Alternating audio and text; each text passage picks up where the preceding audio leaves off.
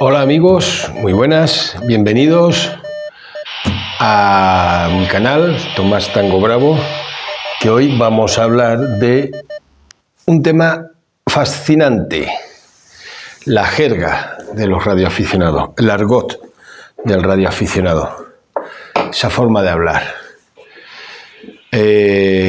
Porque alguien me comentó de otro de los vídeos míos que ocurrió un caso en su familia en el que alguien que era radioaficionado, unos mensajes que no tenían que ver con la radio, lo hizo con esa jerga, ocasionando algunos problemas. Pero bueno, no va a ser este el caso. Entendamos ahora un poco de lo que va todo esto. Ya en otros vídeos, poco a poco, hemos hablado de algunos detalles de esto, dónde viene el 73, el Roger y todo lo demás. Pues vamos a explicar un poco por qué la jerga, por qué el argot, por qué, de dónde sale y qué utilidad tiene.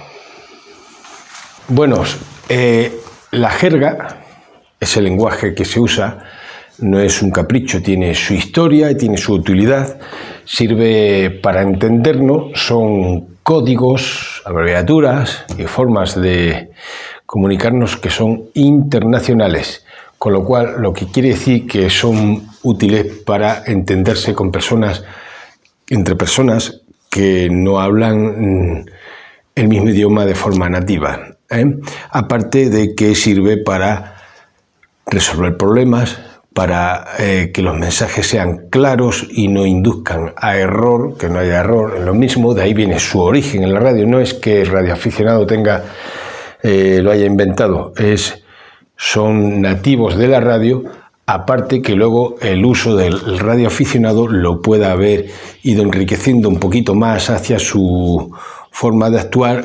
Cada medio tiene un poquito su jerga, ¿no? Pero básicamente el lenguaje de la radio es todo lo mismo. En la aviación tendrán algunas otras costumbres, en el mar otras, pero los códigos y la forma de hablar en la radio básicamente es la misma. Por eso existen varios códigos, famoso conocido código Q, en el que podemos hablar, por ejemplo, QSL de recibido, QRM, interferencias, qué deciros, QTH, localidad, o la abreviatura es el 73. 73, un saludo amistoso, que ya hablamos del 73 en otro vídeo exclusivamente sobre el 73 y su origen. Abreviaturas como OM, operador, hombre, YL, señorita, en fin. Hay una serie de abreviaturas y de códigos que se usan para ser entendido, que mezclan además todo eso con lo que es la jerga, ¿no? La forma de hablar, como en marinería, por ejemplo, ¿no? Un marinero le puedes oír: capitán, asómese por la mura de babor que hemos golpeado con algo en la antequilla y parece que está flotando a babor. Bueno, por decir algo, pues alguien diría, es innecesario, ¿no? Alguien que no sepa de marinería, el marinero te diría, es necesario. Pues en la radio es igual. Entonces, que alguien haga otro uso fuera de lo que es la radio, pues no es lógico, ¿no? O sea, lo suyo es que lo hagas cuando hablas por radio. Otra cosa es que cuando hablas sin ton ni son, por así decirlo, sueltes algunas cosas ante profanos y no lo entiendan. En vez de decir, cuando hablas con alguien que no está en la radio, en el mundillo de la radio, en vez de decir QRM, puedes decir interferencias y ya está. ¿Y por qué es importante? ¿Por qué resulta importante? Pues muy bien. Por lo que he dicho antes, mensajes concisos, mensajes inequívocos, sin inducir a error, lo cual es muy importante en caso de emergencias, así como, por ejemplo, tradición, ¿no? Tradición que te conecta con la radio, con su historia, con la historia de la radio, aparte de que, claro, un radioaficionado tiene que conocer los modos y usos de la radio, igual que un cazador conoce la caza, aunque sea un aficionado a la caza, ¿eh? Y eso es lo que le convierte importante y necesario a esta forma de hablar, a estos usos, a estos códigos, ¿eh? Que luego pueden tener sus personalidades, como he dicho. Por ejemplo, la CB coge mucho de la radio en general, de la radioafición, y tiene sus añadidos, como el famoso breiko, ¿eh? En fin, por poner ejemplos, os podía poner ejemplos, por ejemplo, de una llamada, que todos el mundo de la radio lo entendería. Tengo aquí algunos walkie-talkie, uno está en la banda aérea, el otro, pero tampoco sin permiso de los operadores no voy a grabar lo que están diciendo, aunque se oiga algo por ahí de fondo. Por ejemplo, equipo apagado, porque no voy a hacer... si por ejemplo hago una llamada y digo CQ de Eco Alfa 4 Eco Oscar Eco, Eco Alfa 4 Eco Oscar Eco, centro de España, llama, y queda a la escucha, cambio, over, pues cualquiera que entienda de radio sabe que estoy haciendo una llamada general, Luego, si alguien me contesta, pues me contestaría pues diciendo mi indicativo y después de y el suyo, ¿de acuerdo? Eso nos hace saber, a alguien que esté escuchando la conversación, si oye los dos indicativos, va a saber que el que está hablando es el que dice el último indicativo.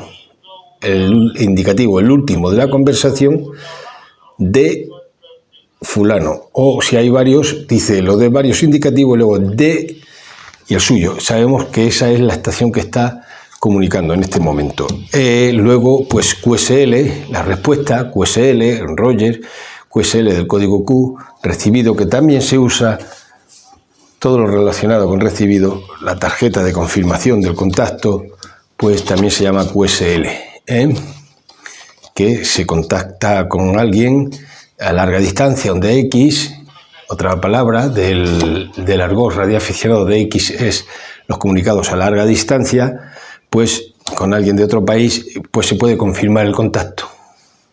Puedes confirmar que soy fulano de tal y contacté con fulano de tal en tal hora, tal fecha, etc, etc. Todo eso tiene que ver con el argot, con la forma de hablar los radioaficionados. Ejemplos prácticos puedo poner más, pero alargaríamos mucho el vídeo. La cosa va de que se entienda un poco el porqué, el uso de estos códigos y de este argot y esta forma de hablar, una vez que lo entiendes o que lo haces uso y coges práctica, aunque estés escuchando una estación, un radioaficionado o cualquier otro tipo de operador profesional, una estación en otro idioma y esté usando los códigos y el argot, vas a entender lo que está diciendo o te vas a poder comunicar y cruzar los mensajes habituales, tanto de emergencias como referente a la radio, sin necesidad de conocer idiomas. Aparte de que los códigos y el argot y la forma de hablar pues acortan los mensajes. Ya sabemos que muchas veces una conversación por radio, un contacto por radio, puede estar limitado por el tiempo en que se abre la esporádica, en el tiempo en que vamos a tener condiciones de transmisión, por ejemplo, incluso en local, en UHF, nos estamos moviendo con un vehículo y puede que tengamos un tiempo limitado porque a partir de cierta distancia que nos estamos moviendo dejemos de poder contactar con la estación que estamos contactando. De ahí que sea preciso todo esto. Luego está quien le gusta hablar mucho y lo extiende y habla como si estuviera hablando por teléfono, pero el uso del argot y los códigos se basan en esto que estoy diciendo. ¿Cómo empezar a hablar con estos códigos? ¿Cómo empezar a usarlos? Bueno, pues que haya que estudiar un poco, desde luego. Por ejemplo, el Morse hay que estudiarlo, ¿no? Abreviaturas también habría que estudiar. Luego el uso te va a hacer también, te va a llevar la práctica, que es lo más usual, que lo mismo no es necesario que lo conozcas todo a pie de letra y luego tengas en tu estación una chuletita en la pared como si fuera una pizarra de las cosas que no has memorizado, pero o que las puedas tener para consultarla en un momento dado rápidamente. Pero el uso, la práctica, te va a llevar a saber pues qué es lo más usado: QRZ, QRX, QRM, QRN, QTH, QAP, en fin, todo lo demás, y las abreviaturas, ¿no? OM, YL,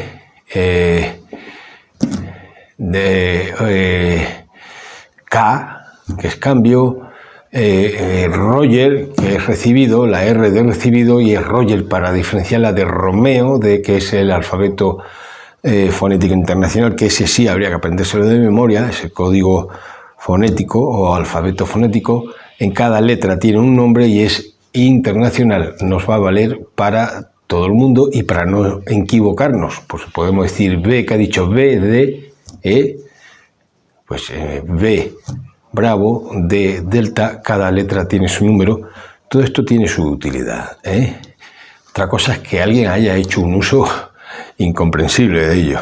Lo lamento, si eso ha ocurrido así, no es culpa del resto de los radioaficionados y no demoniza a esos usos de la radio, que como digo son de la radio, no solo de radioaficionados. El código Q en concreto surgió de una forma de cuando la radio y la telegrafía, los guardacostas ingleses hicieron un código con el cual, con muy poquitas letras, transmitir los mensajes más usuales. Y eso se extendió luego a toda la radio y es ahora el famoso código Q. También le llaman código aéreo, el de deletreo, el código fonético ICAO, también llamado Alfa, Bravo, Charlie, Delta, Eco.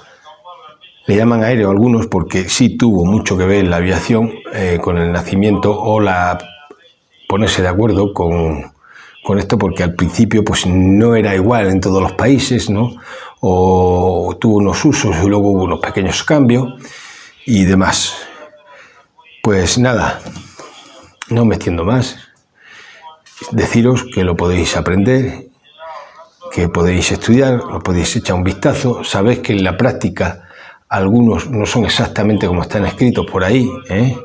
Puede que haya alguna variación, y en eso está siempre la práctica de ser radioaficionado, de ser radioescucha, de escuchar mucho, de poner mucho la oreja, de poner mucho el oído, ¿eh? En fin, espero que os sea esto útil, que me deis QSL y que me deis Roger.